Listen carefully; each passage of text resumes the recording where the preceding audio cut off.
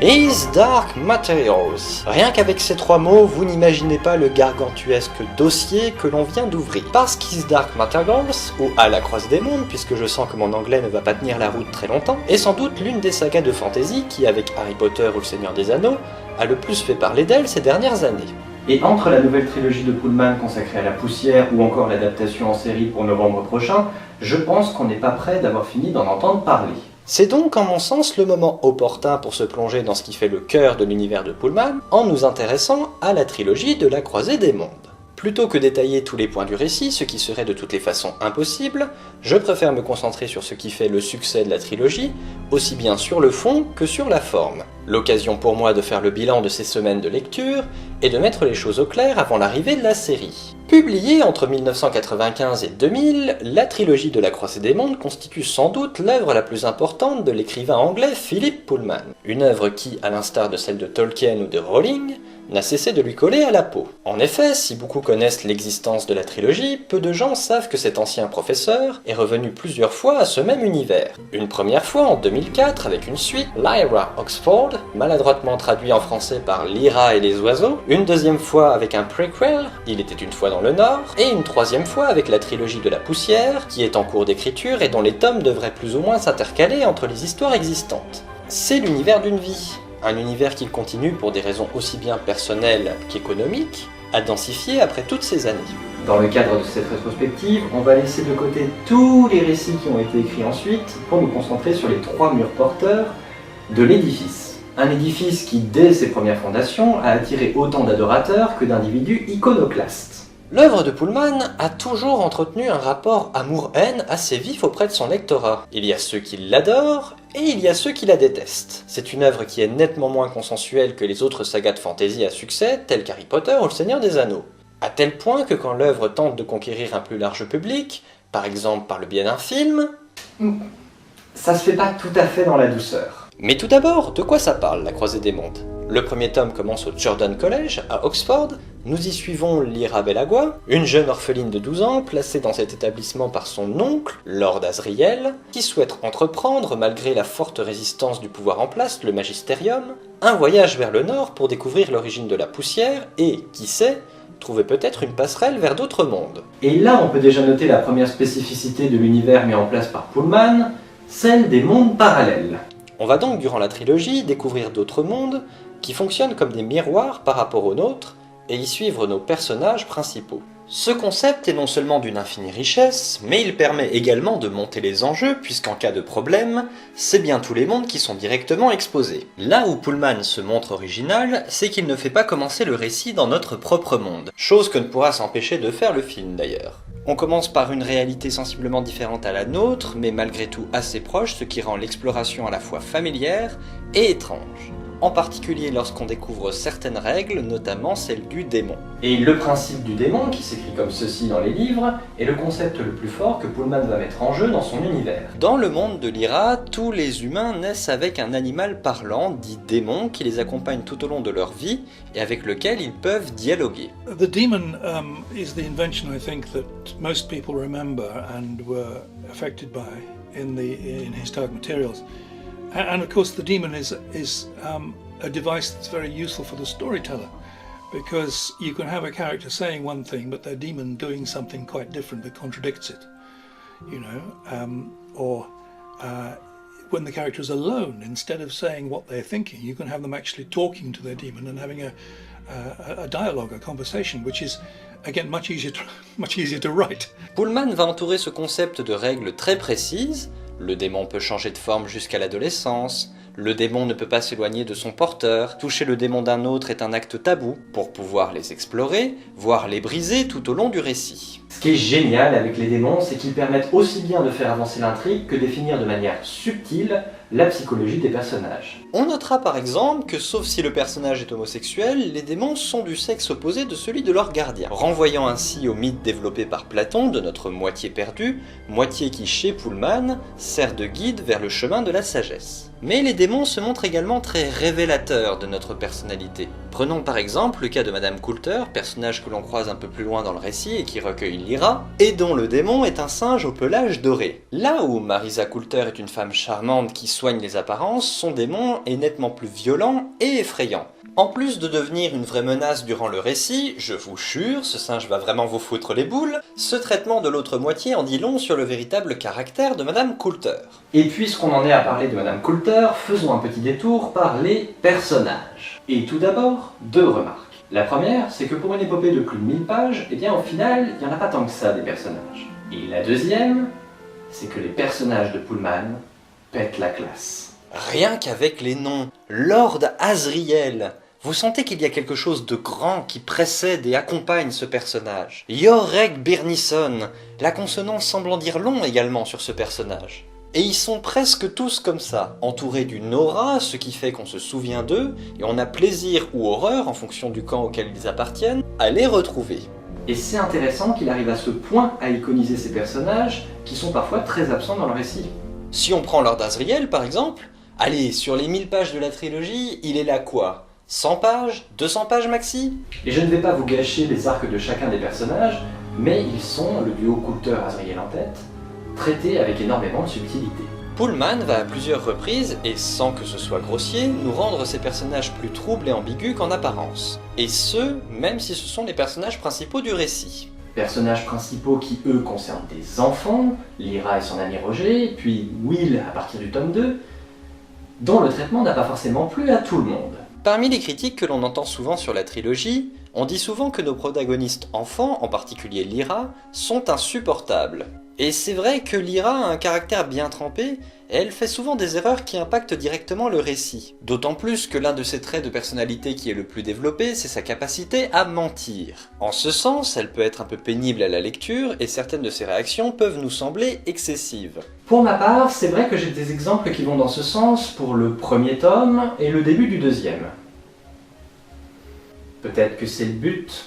Le parcours de Lyra est un parcours d'ordre initiatique, qui va donc se construire sur un certain nombre d'apprentissages, et donc d'erreurs.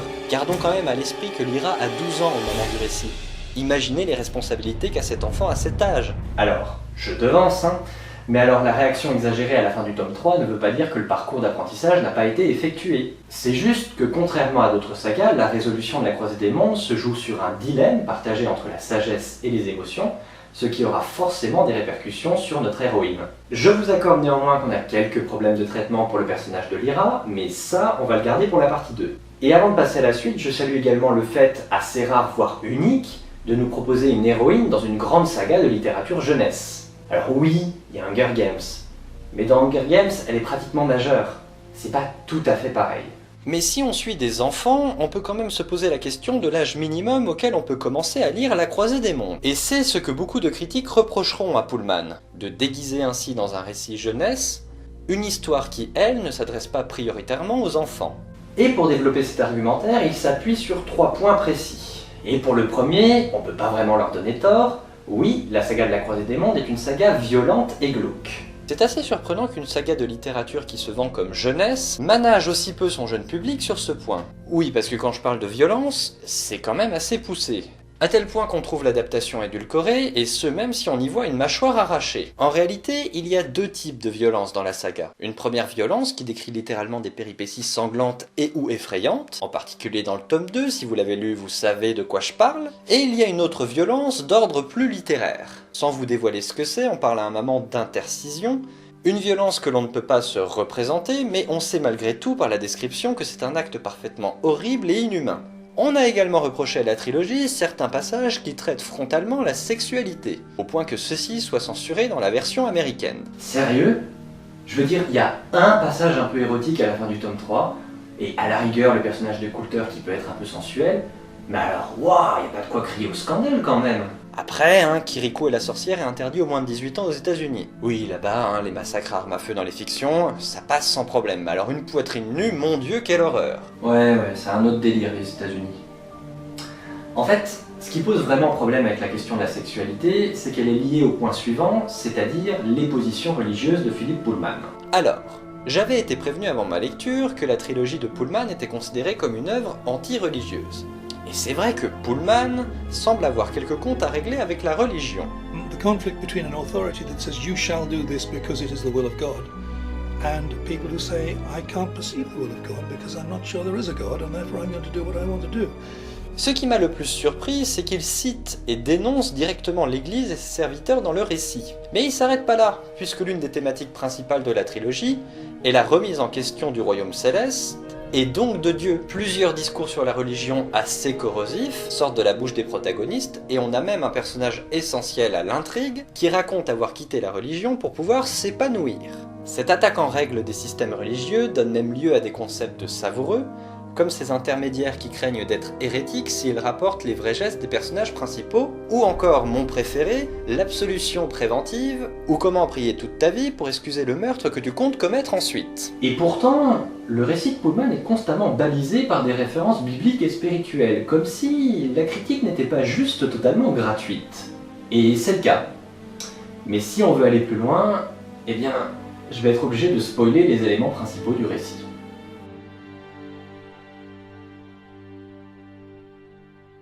Alors, oubliez un moment l'histoire de Lyra, et voyons voir de quoi parle vraiment la Croisée des Mondes. Parce que ce qui nous est décrit en toile de fond durant tout le récit, ce n'est rien de moins qu'une guerre céleste, avec le libre arbitre en enjeu principal. Plus que toutes les autres sagas littéraires, la Croisée des Mondes est un récit aux fortes consonances théologiques. Ça parle de Dieu, d'enfer, et surtout de poussière, qui, vous l'avez sans doute compris au terme de cette trilogie, est la clé principale de l'œuvre de Pullman. Ce qui est extrêmement réjouissant avec le concept de la poussière, c'est que c'est à la fois très clair et pour autant difficilement définissable. La poussière, c'est ce qui est à l'origine d'un monde conscientisé, d'une évolution de l'esprit vers la sagesse. À plusieurs reprises, on parle de la connaissance pour désigner la poussière, mais il faut le prendre dans le sens théologique. Parce que oui, Pullman n'est certainement pas un anti-religieux, mais c'est quelqu'un qui pense que la religion officielle lit mal les textes fondamentaux afin de pouvoir contrôler les masses.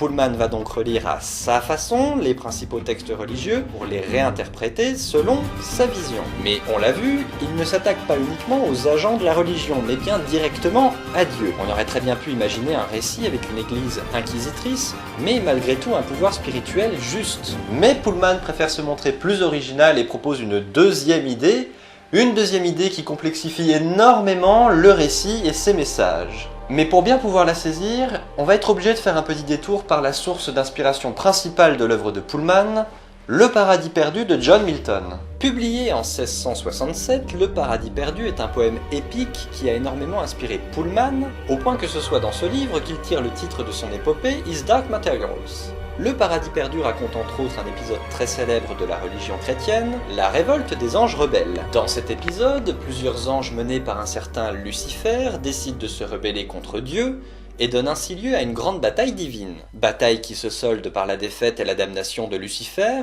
ainsi que des autres anges qui deviennent des anges déchus. L'originalité du Paradis perdu de Milton, c'est que cet épisode, et celui de la Genèse sur lequel on revient tout à l'heure, sont racontés du point de vue de Satan et de Lucifer.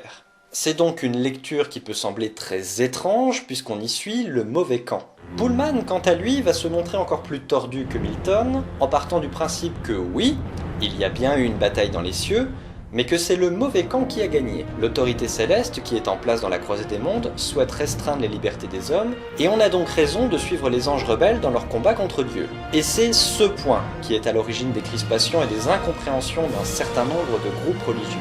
On ne peut pas non plus totalement leur donner tort, puisque la finalité de l'histoire n'est pas de dire qu'il faut remplacer un mauvais Dieu par un bon Dieu, mais de dire qu'on n'a pas besoin de Dieu et qu'il suffit de laisser la poussière faire son travail. Alors, on pourrait bien, histoire de réconcilier tout le monde, partir sur le principe que la poussière serait un dieu, mais ça serait surinterpréter le message de Pullman. Et histoire de bien achever la conception chrétienne de la religion, Philippe Pullman va s'attaquer à une pierre angulaire du dogme chrétien, le péché originel. Selon la Genèse, le premier livre de la Bible, le premier homme nommé Adam vivait à l'origine dans le jardin d'Éden, équivalent du paradis sur terre. Il y vivait en compagnie d'Ève, la première femme créée à partir de sa côte. Enfin, ça dépend des versions, mais ici c'est pas très important. Adam et Ève sont autorisés à profiter de tous les plaisirs du jardin, à une exception près, les fruits de l'arbre de la connaissance leur sont défendus. Connaissance, poussière, c'est bon, vous faites les liens? Mais Ève se laisse convaincre par le serpent et décide finalement d'enfreindre cet interdit. Elle croque la fameuse pomme, très vite rejoint par Adam, et il découvre soudainement une palette de savoirs et de sentiments, comme notamment la honte d'être nu. Furieux qu'Adam et Ève lui aient désobéi, Dieu décide de les chasser du paradis terrestre, et de les envoyer en exil. La lecture chrétienne de ce mythe fondateur serait que nos ancêtres ont commis un crime d'hubris en voulant se prendre pour Dieu et que l'on doit constamment racheter ce péché originel. L'épisode souligne également la responsabilité de la femme à cause de laquelle on aurait perdu le paradis terrestre. Et Pullman envoie chier tout ça.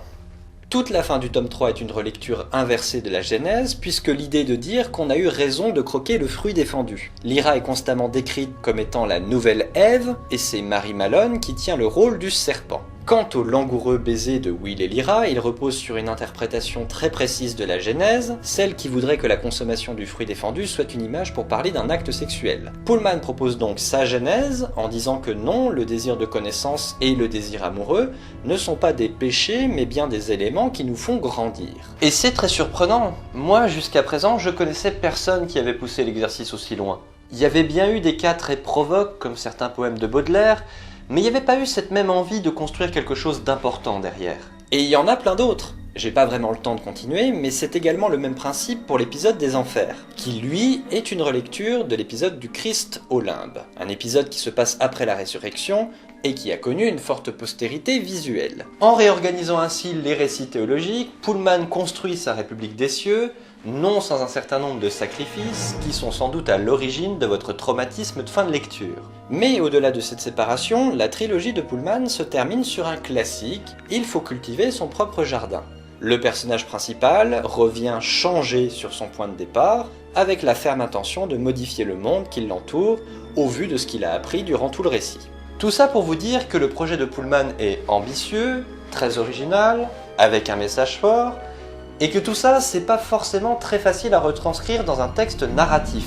Et en mon sens, c'est au moment du passage à la narration que les problèmes vont commencer à arriver.